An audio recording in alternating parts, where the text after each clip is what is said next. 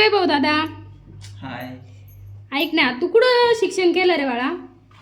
इमामपूरमध्ये पहिली ते 4थी, नंतर 5वी ते 10वी पाचेगाव इंग्लिश स्कूल पाचेगाव. बरं ठीक आहे. तू कसं जायचं शाळेला? इथं पहिली ते 4थी तर गावातच होती आणि 5वी ते 10वी पायी आणि सायकल दोन्ही पण. है ना. आणि किती किलोमीटर आहे शाळा तुझी? इथून जर पाणी जर आलं नदीला तर नदी होती, नदीच्या पलीकडे शाळा आहे. तर नदीतून जायचं म्हणलं 2 किलोमीटर आणि तिकडून जायचं म्हणलं तर 5 किलोमीटर पडायचं. एवढं पायी प्रवास करायचं रोज, जाणं येणं? हो, म्हणजे सायकल पण नव्हती त्यावेळेस, काही कधी सायकल होती कधी नव्हती.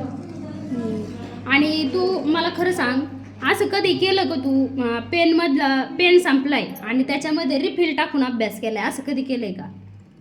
7वी 8वी पर्यंत तेच केलंय. खरंच केलंय ना. हां. आणि आम्ही पण तसंच केलं. एका भावाची कमेंट आली होती की तुम्ही म्हणजे असं त्याला खरं नाही वाटलं म्हणून मी तुझा हा व्हिडिओ काढते आणि मी अजून पण आपल्या गावातल्या किंवा माझ्या भावंडाची व्हिडिओ काढणार आहे की आपण म्हणजे असं खरंच केलं आहे का नाही. बरं आता मला तू सांग, आपले जर सपोज अर्धी वही शिल्लक राहिले किंवा थोडेफार पानं शिल्लक राहिले, आपण त्याच्यात काही अभ्यास केलेला आहे का? हो, आम्ही तर वही जर शिल्लक राहिली त्याचं पानं पाडून नवीन वही तयार करायची. हां, मला हेच सांगायचं होतं की आपण कशा पद्धतीने अभ्यास केला. परंतु आता काय करतोय सांग? आता मी IT कंपनीत जॉबला आहे. IT कंपनीत जॉबला आहे. किती खडतर परिस्थिती शिक्षण घेतलं. खरंच शेतकरी आपले वडील अजून पण कष्ट करतात का नाही? काय कष्ट करतात तुझे वडील? किती शेतीतून किती म्हणजे किती कष्ट करतात सांग ना. वडील म्हणजे तसेच वडील शिकलेले खूप जास्त, BA MA BA BEd आहे, पण त्यांनी स्वतः शेती चूज केली तर आता पण ते शेतीच करतात.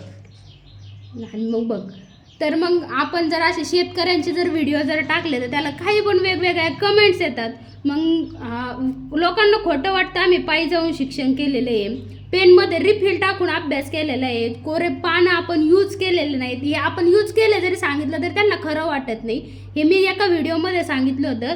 तर एका भावाने अशी कमेंट टाकली होती, अगरबत्तीच्या उजेडात अभ्यास केला असं सांगा. मग त्याला मला हेच सांगायचं, आजपर्यंत आमचा शेतकरी बाप कष्ट करतोय.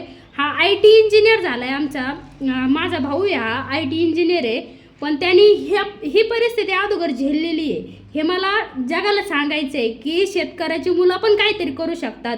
आमच्या बापाच्या पायात रुतलेला काटा आम्ही बघितलेला आहे. आमचा बाप अनवाणी चालत असताना आम्ही बघितलेला आहे आणि त्या हिमतीने त्यांनी आम्हाला हिंमत दिली. त्यानुसार आज आम्ही IT इंजिनियर होऊ शकतो. आज आम्ही जगात वावरू शकतो. आम्ही आज काही पण करू शकतो असं मला सांगायचं आहे या जगाला. पण हे जगाला खोटं वाटतं. मग आम्ही पायी जाऊन शिक्षण केलेलं आहे, पेनमध्ये रिफिल टाकून पेन वापरलेला आहे, परत कोरे पानं आम्ही वापरलेले, वायाला जाऊन नाही दिलेले.